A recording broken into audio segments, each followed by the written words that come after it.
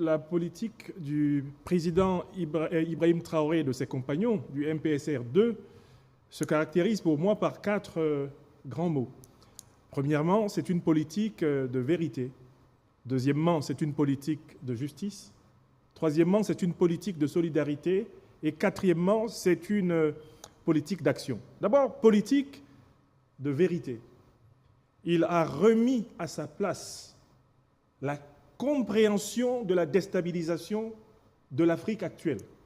Alors qu'on nous ressassait le concept de djihadisme pour nous dire que nous étions victimes d'une guerre de recolonisation religieuse, instrumentalisant ainsi l'islam, le président Ibrahim Traoré et ses compagnons de l'AES, au Mali comme au Niger, a replacé très clairement le projet de recolonisation impérialiste et économique de l'Afrique, mené par l'OTAN, les organisations terroristes Al-Qaïda et État islamique créées par les forces de l'OTAN et ses alliés au Moyen-Orient. Il les a présentées en plein jour. On commence une vraie politique en nommant l'ennemi, en n'appelant pas les chats animal poilu qui miaule et qui serait griffu. Dans cette politique de vérité, il a ouvert la discussion avec toutes les couches de sa propre population. Il est allé vers les Burkinabés, prenant le risque d'entendre aussi des vérités qui, éventuellement, lui étaient désagréables. Et il a ouvert, pour ainsi dire, le centre du pouvoir au cœur du peuple. Ensuite, je dis politique de justice.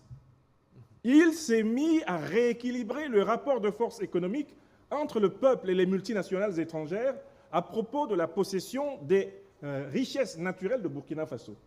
La politique de nationalisation qu'il a engagée permet au Burkina Faso d'avoir pour la première fois depuis plusieurs décennies ses propres réserves d'or et de participer à un projet monumental, la préparation de la future monnaie sahélienne qui a été annoncée par la Banque d'investissement du Sahel créée par les 3 États de la Confédération.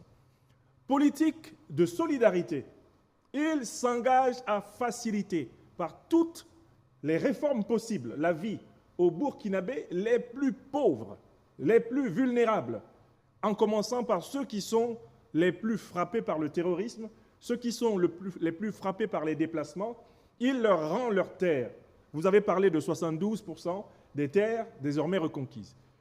Enfin, je parle d'une politique d'action. Contrairement à ses prédécesseurs, le président Ibrahim Traoré et ses compagnons se caractérisent par le fait de faire et de faire faire ce qu'ils disent, et ensuite de corriger à partir de l'expérience de terrain. Nous voyons de l'extérieur cette politique-là comme le retour, en quelque sorte, d'un véritable pragmatisme social, instruit par l'expérience.